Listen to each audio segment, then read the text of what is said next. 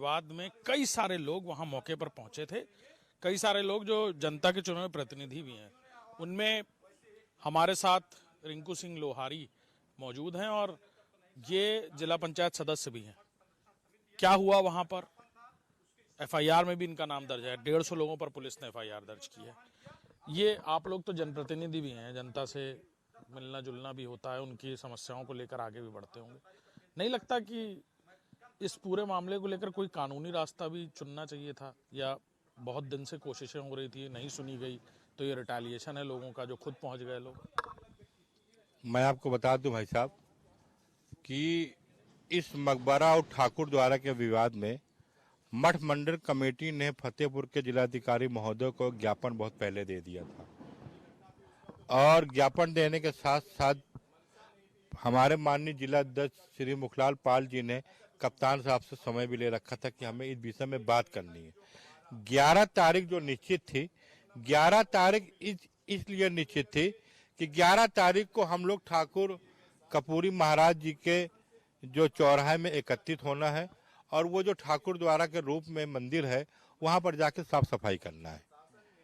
ये हम लोग का वहां पर मकसद था जी। पूजा पाठ वहां होती थी पहले? आप लोगों ने की इससे पहले कभी? अचानक से लोग कह रहे हैं अचानक से ये सब शुरू हो गया। आपको हम बता दें वहां पर सदियों से हिंदू वर्ग के लोग दीपक जलाते थे। ऐसा कोई त्योहार नहीं है, ऐसा कोई पर्व नहीं है जहां पर ये लोग अपना दीपक जलाते थे, अपनी श्रद्धा रखते थे। और मैं बता दूं, यदि देखना चाहें आप तो मौके पे जाके आप देख सकते हैं कि आपको पूरा मंदिर का स्वरूप मिलेगा। हरा रंग नीचे का है लेकिन भगवा आज भी है जी।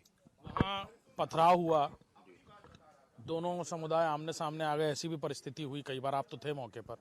ये सब बातें कैसे आई कि पथराव होना शुरू हुआ, फिर बैरिकेडिंग्स के डंडे आप लोगों को शायद निकालने पड़े, जिससे अपने आप का बचाव भी किया आप लोगों ने वहाँ? ये सब कैसे हो? मेरे हाथ में एक भगवा झंडा था। जो वीडियो में आप देखे भी हैं, मेरे ऊपर जो आरोप प्रशासन ने लगाया है कि मैं एक भगवा झंडा लेके मैं वहाँ टर्न डाउन करने गया था, तो मैं आपको बता दूं भगवा झंडा अगर हाथ में पकड़ना कानूनी अपराध है तो मुझे कोई इससे गुरेज नहीं है। मैं 2-2 भगवा झंडे पकड़ सकता हूँ। रही बात वहाँ जो पथराव हुआ, तो हम लोग जब ठाकुर कपूरी जी चौराहे में थे तो एक बहुत बड़ी संख्या, जिसमें हो सकता है कुछ समाजवादी के लोग भी थे, और वहाँ हम लोग को पहचानते भी नहीं थे हम लोग कितने लोग हैं। बहुत बड़ी संख्या बैरिकेडिंग तोड़ के वो सीधा अंदर घुस गई। तब मुझसे जिलाध्यक्ष मुखलाल पाल जी ने कहा कि जरा इनको जाके रोकिए कि वहां पर कोई तांडव न करें। लेकिन जब मैं वहां पर पहुंचा तो मैं वहां पहचानता भी नहीं था बहुत लोगों को कि यहाँ पता नहीं इतनी संख्या कहाँ से आ गई। और उन लोगों ने जो किया, उसके बाद अचानक से एक वर्ग समुदाय ने वहां पे हमला बोल दिया और ईंटों की पत्थरों की ऐसी बरसात हुई। यदि पुलिस प्रशासन न होता वहां पे तो पुलिस प्रशासन ने वहां पर तो ठीक काम किया कि वहां पे बीच बचाव काम किया और उसके बाद सबको लेके मैं बाहर चला आया। आपको लगता नहीं कि आप खुद भी जनप्रतिनिधि हैं, कोई कानूनी रास्ता होना चाहिए था? इस तरह अचानक से भीड़ के साथ जाना, कोई और बड़ी घटना भी हो सकती थी अगर इस पुलिस ना होती, इतने इंतजामात ना होते। मैं बता दूं भाई साहब, इसीलिए जो आपने कहा मैं एक जनप्रतिनिधि हूं, लाइन ऑर्डर कंट्रोल रहे, कोई बड़ी घटना ना घट जाए।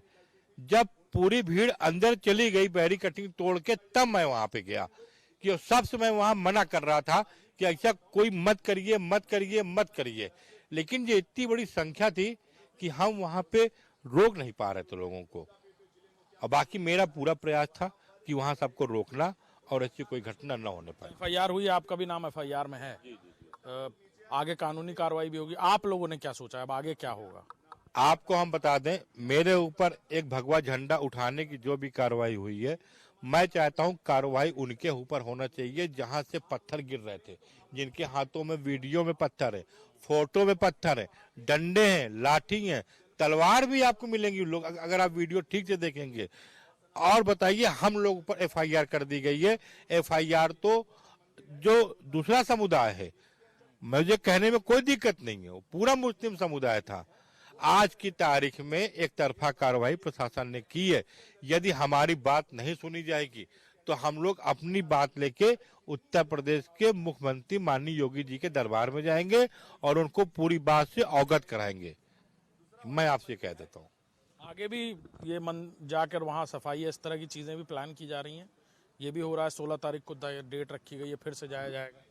16 तारीख को जन्माष्टमी है। अब ये पूरा जो भी रूपरेखा तय हुई थी ये मठ मंदिर समिति के हिसाब से तय हुई थी। मठ मंदिर समिति जो भी तय करेगी उसी के हिसाब से काम किया जाएगा। हम लगातार बात कर रहे हैं, जो लोग वहाँ मौके पर थे, ये इस तरह ब्रेकडाउन कैसे हुआ, ये ब्रेकआउट कैसे हुआ, पथराव कैसे हुआ, लोगों के हाथ में लाठी डंडे आखिर क्यों थे, बचाव में थे, मारने के लिए, ये सारी बातें निकल रही हैं सामने। इनका कहना है कि इनके हाथ में एक भगवा झंडा था, दोनों हाथों में भी भगवा झंडा लेकर अगर एफआईआर होनी है तो इस बात से इन्हें कोई गुरेज नहीं है। इनका कहना है कि एक तरफा कार्रवाई हो रही है, इसको लेकर अपनी बात आगे तक पहुंचाएंगे, लेकिन मंदिर के विषय पर मठ मंदिर समिति अगर आगे भी कुछ आह्वान करता है तो सभी लोग साथ में हैं। कैमरामैन अरशद के साथ अभिषेक सिंह, इंडिया न्यूज, फतेहपुर।